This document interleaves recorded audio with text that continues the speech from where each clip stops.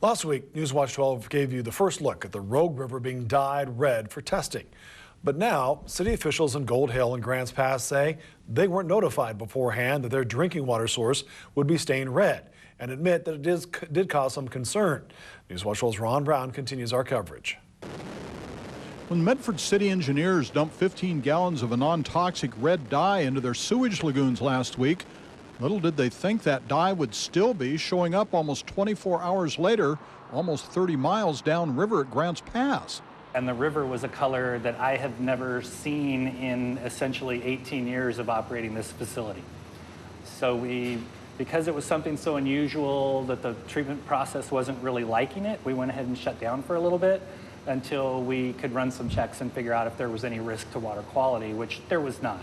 But it wasn't until Dan Shepard at Grants Pass Irrigation District told him he saw a report on this station explaining the cause of the stain that they had any idea what was going on.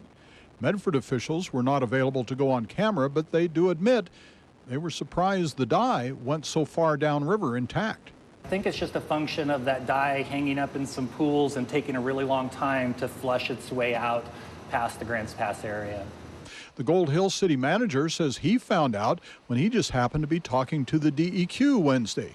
Gold Hill did not shut down their intakes. It was the first time since 1990 the city of Medford has run the dye test, and they're waiting for a consulting engineer's report to see what they actually learned.